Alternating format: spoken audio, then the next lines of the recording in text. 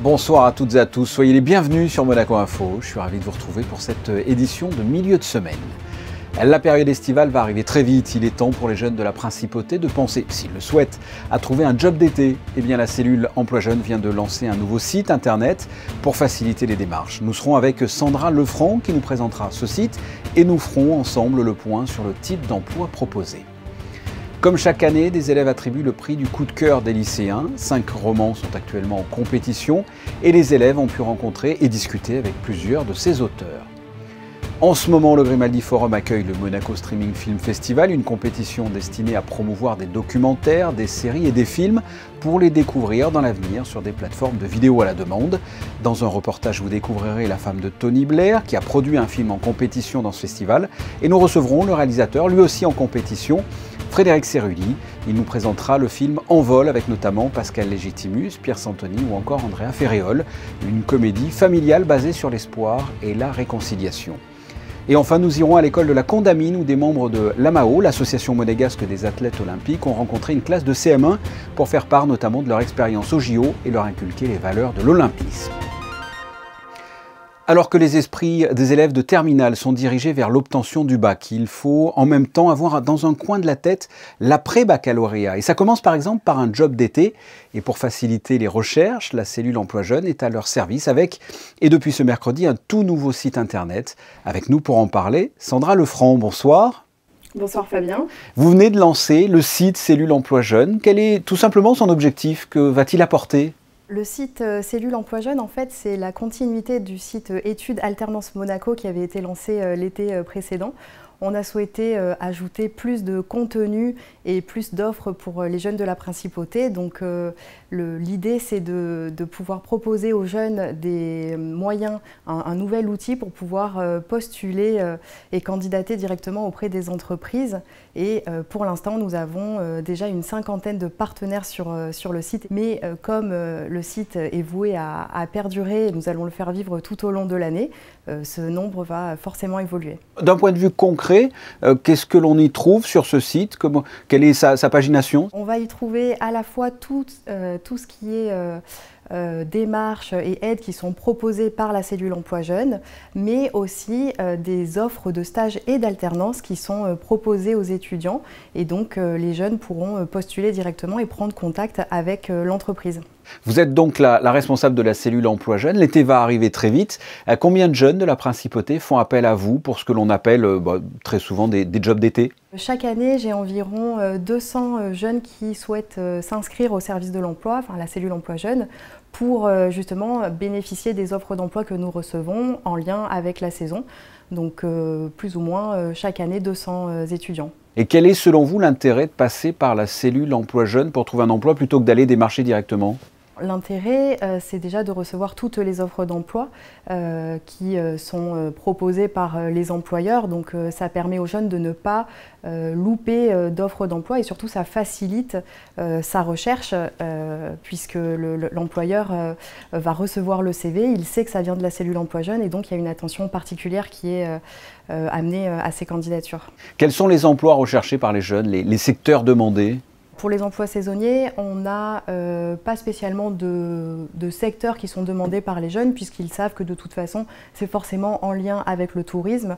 Donc ça va être dans la vente, dans l'hôtellerie, dans l'administratif aussi. Ce qu'on peut avoir par contre, c'est des jeunes qui vont nous spécifier ne pas vouloir un secteur ou alors préférer un secteur de l'administratif par exemple pour qu'il y ait un lien et une cohérence avec les études qu'ils préparent. Quels sont les profils en règle générale recherchés par les entreprises? Les employeurs demandent des jeunes motivés qui ont envie de travailler l'été.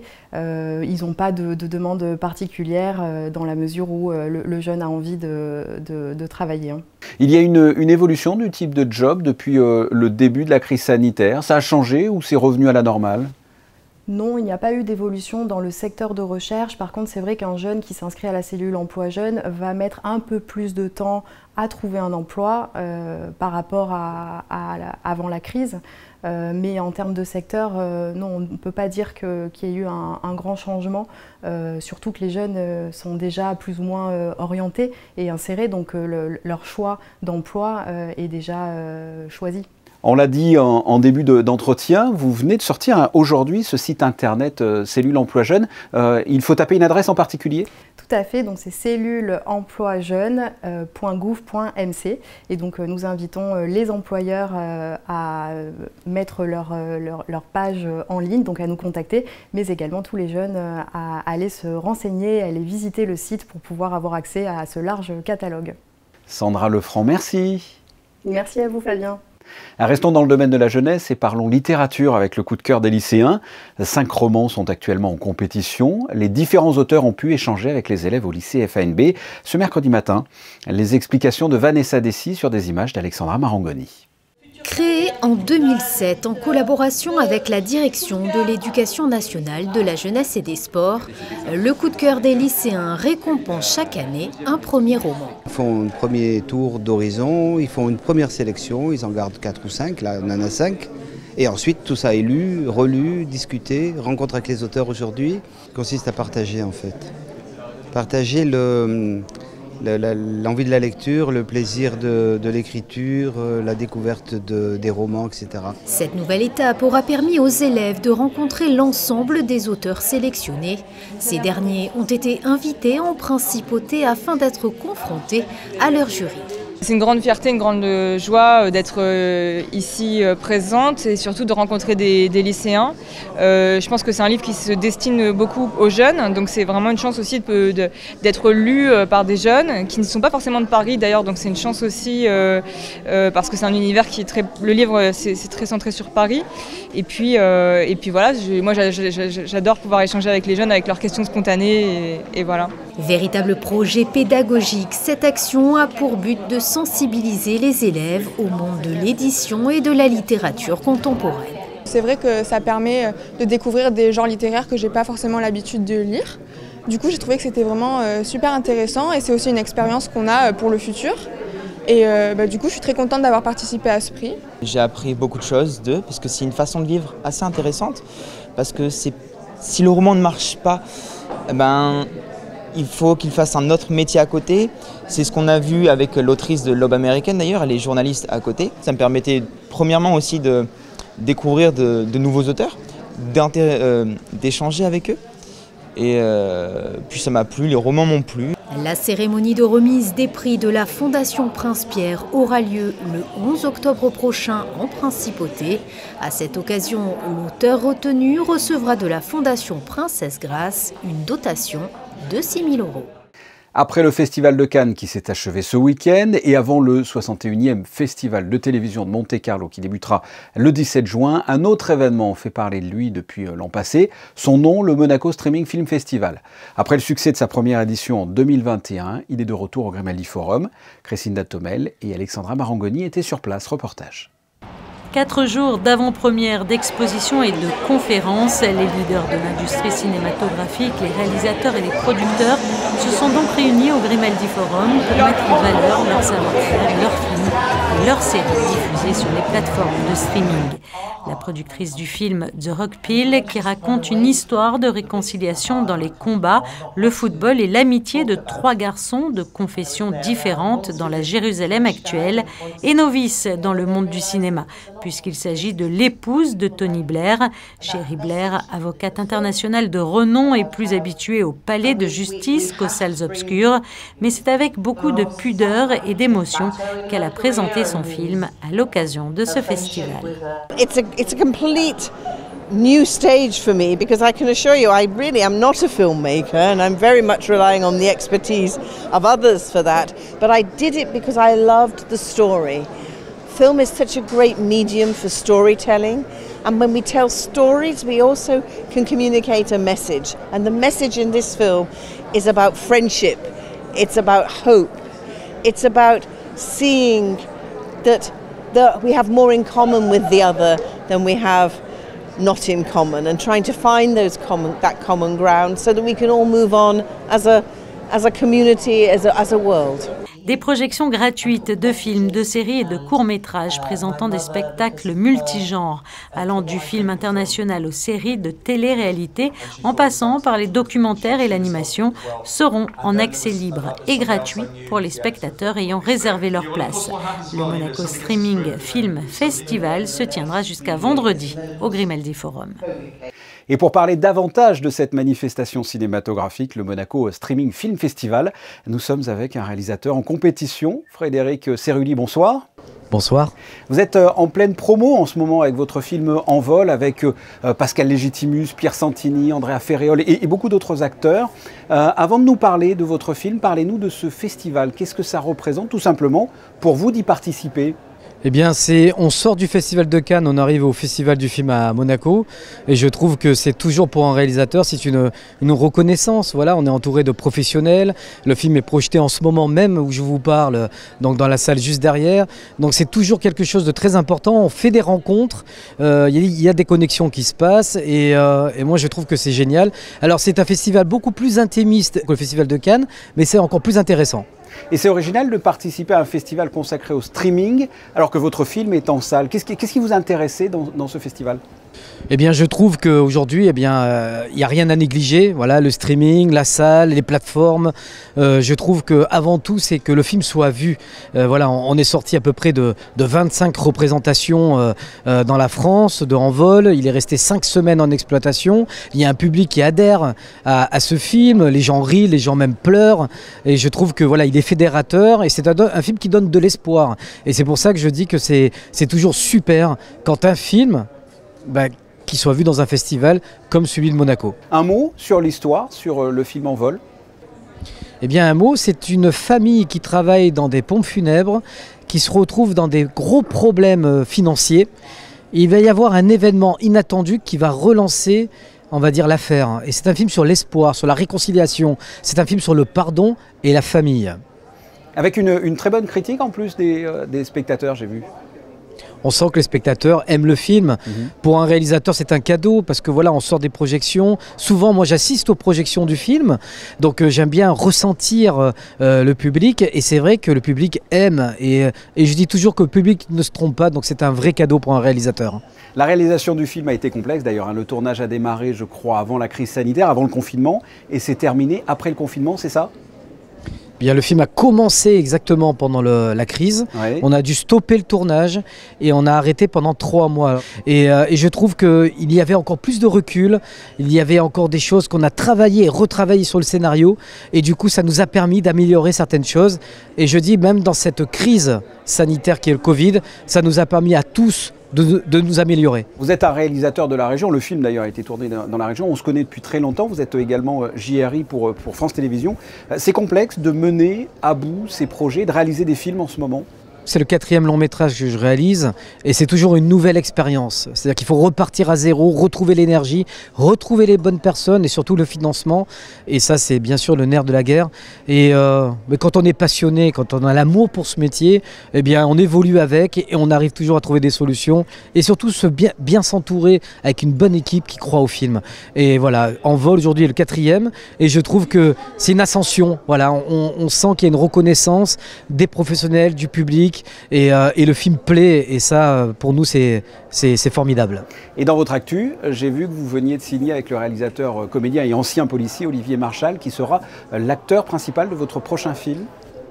Complètement, Olivier Marchal sera dans le premier rôle de mon prochain film qui s'appelle L'homme qui voulait devenir quelqu'un. Et j'ai presque une première à vous dire, Fabien. En tout cas, c'est une intention. Je ne sais pas si elle se réalisera, mais en tout cas, j'ai très envie. C'est que le film soit tourné entièrement à Monaco. Eh bien, écoutez, on vous souhaite en tout cas plein de belles choses, que ce soit pour le film En vol, en compétition à Monaco, ainsi que dans d'autres festivals. Et votre prochain projet, donc avec Olivier Marchal, Frédéric Cerulli. Merci d'avoir répondu à mes questions.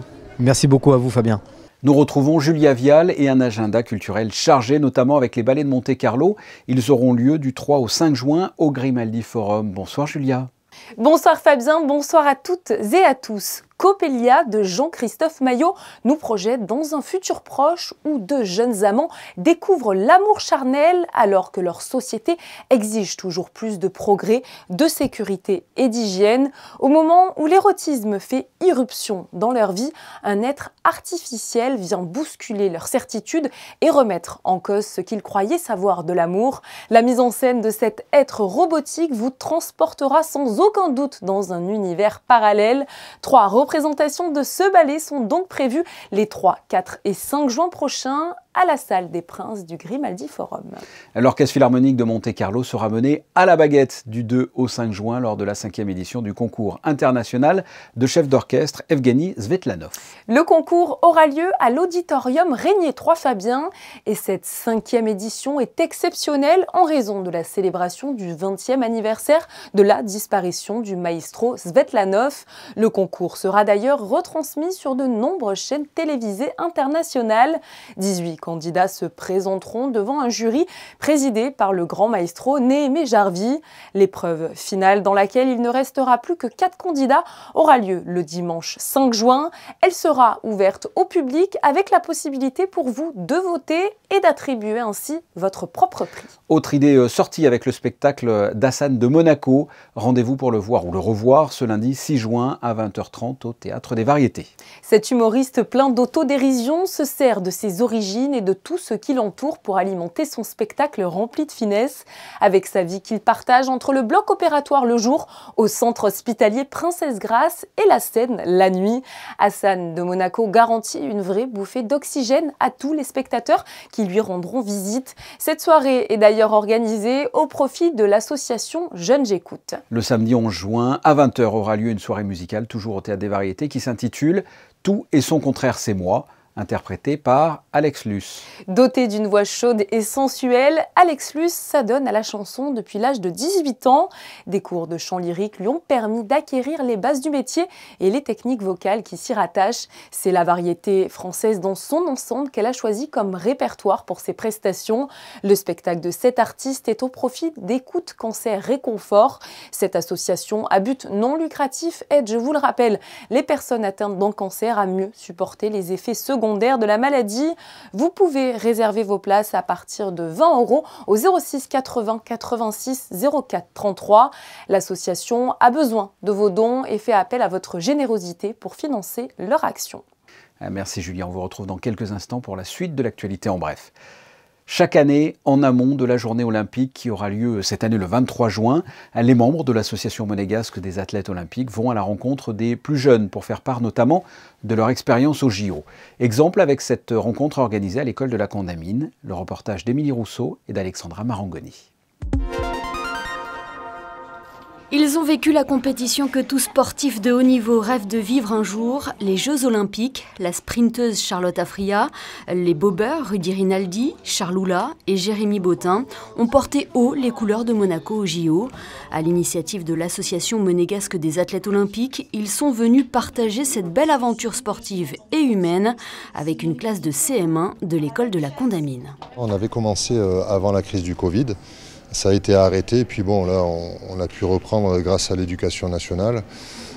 Oui, cette année, on a fait venir les jeunes athlètes, ceux qui ont participé aux derniers Jeux. Et c'est vrai que c'était important de faire partager leur vécu aux compétitions. Et voilà, avec les enfants, ça a été vraiment un bel échange. Deux athlètes qui étaient de retour dans l'école où ils ont fait leur scolarité étant jeunes. Un sentiment forcément particulier pour ceux qui ont bien grandi depuis et dont les performances et leur détermination les ont amenés au sommet. C'est génial parce que je revis des moments que j'ai vécu quand j'étais petite et c'est vrai de se mettre à la place des enfants, de pouvoir se dire qu'on a des exemples à Monaco et qu'on peut évoluer dans le sport, c'est génial. Pendant 1 heure, les 4 Olympiens ont pris le temps de répondre à chacune des questions de ces petits curieux de 9-10 ans, des enfants parfois incollables sur l'histoire des Jeux et ses symboles. C'était un moment de partage très fort avec les enfants, avec les élèves, mais aussi voilà, avec les athlètes qui ont eu la gentillesse de bien venir nous présenter leur activité, les valeurs de l'olympisme et les symboles, les différents symboles aussi des Jeux Olympiques. Excellence, amitié, respect, voilà les 3 valeurs de l'olympisme, 3 valeurs qui constituent la base sur laquelle l'AMAO fonde ses activités. Et qui sait, peut-être que cet échange aura donné l'ambition à ses enfants de devenir les champions de demain. Et d'autres membres de l'association monégasque des athlètes olympiques se rendront dans d'autres écoles de la Principauté avant la fin de l'année scolaire. Parmi eux, on peut citer le gymnaste Kevin Crovetto, la pongiste Xiao Xingyang ou encore le bobeur Boris Vian. Sachez d'ailleurs que le bobsleigh monégasque recrute. Une journée de détection est organisée au Stade Louis II ce samedi à 10 h. Nous vous en avons parlé dans notre édition de mardi. L'AS Monaco Basket a arraché sa qualification pour les demi-finales du championnat de France en venant à bout de Strasbourg. La Roca Team va désormais affronter Pau dès demain, Julia. Au bord de l'élimination, menée de 21 points, loin au score à la mi-temps, la Roca Team a trouvé les ressources pour renverser Strasbourg et s'inviter dans le dernier carré des playoffs du championnat de France. En demi-finale, désormais, l'AS Monaco sera opposé à Pau. La première rencontre se déroulera ce jeudi 2 juin à Gaston-Médecin à 20 h Fabien, puis la deuxième manche ce samedi 4 juin à 16 h 15, toujours en Principauté. La Roca Team part avec un avantage. Elle ne s'est jamais incliné face à Pau cette saison. Oui, mais même s'il y en a dans les Pyrénées, ne vendons pas la peau de l'ours, et vous connaissez la suite du proverbe. En tout cas, on croise les doigts. Le deuxième championnat de Paï Djeddah a tenu toutes ses promesses, Julia. Grâce au soutien du prince Albert II et de la Principauté de Monaco, le deuxième championnat de Monaco de Paï Djeddah, art martial, a connu un superbe succès. Avec Fabien, la participation de quelques 62 enfants représentant 17 nationalités. La coupe du prince Albert II a été remportée par le monégasque Andrea Brezo, âgé de 8 ans. Son trophée lui a d'ailleurs été remis en présence de nombreuses personnalités, dont Stéphane Valéry, le président du Conseil national. Je vous rappelle, Fabien, que l'art martial monégasque Paï Djeddah est composé dans sa dénomination de Païdjé, signifiant paix en monégasque, et des initiales de défense et art. L'association phare, qui veut dire foi, action, rayonnement, organise un voyage humanitaire à Madagascar. Pour le financer, l'association compte sur 2 événements majeurs. Le mardi 14 juin à 19 h 30 au siège de l'association situé au 67 boulevard du Jardin Exotique aura lieu un repas libanais au prix de 40 € par personne. S'en suivra Fabien le dimanche 26 juin à 15 h au sein toujours de l'association un loto bingo. Il faut pour ces 2 événements s'inscrire respectivement avant le 10 et le 22 juin. Pour cela, vous pouvez envoyer un mail à far@monaco.mc ou par téléphone au numéro qui s'affiche juste en bas de votre écran. Les fonds récoltés serviront à financer un voyage humanitaire à Madagascar. Et vous avez de bonnes nouvelles pour la météo de ce jeudi. Oui, un grand soleil est attendu sur la Principauté pour notre plus grand plaisir. Aucune ombre donc au tableau pour cette journée de jeudi. Les températures grimpent avec 27 degrés de maximale, ce qui fait aussi, Fabien, monter la température de l'eau. Elle sera à 22 degrés demain. Ce 2 juin sera la Sainte Blandine. La Blandine, qui est la sainte patronne de la ville de Lyon, c'était une jeune esclave chrétienne qui a été torturée sous le règne de l'empereur Marc Aurèle. Ce week-end sera bleu avec 2 manifestations, le Riviera Waterbike Challenge au Solarium et le départ d'une aventure, là aussi au profit de la Fondation Princesse Charlène, un départ du Yacht Club pour se rendre à Athènes en paddle. Mais ce week-end sera également vert et c'est l'objet de nos photos du jour. Comme chaque année, la Principauté de Monaco s'associe à la manifestation Rendez-vous au jardin, l'occasion de découvrir de magnifiques clichés de notre rédaction consacrée aux différents jardins de Monaco. Ce journal est terminé. Vous retrouverez demain, ici même, Patricia Navarro à 19 h. Quant à nous, on se retrouve lundi. À très bientôt. Au revoir.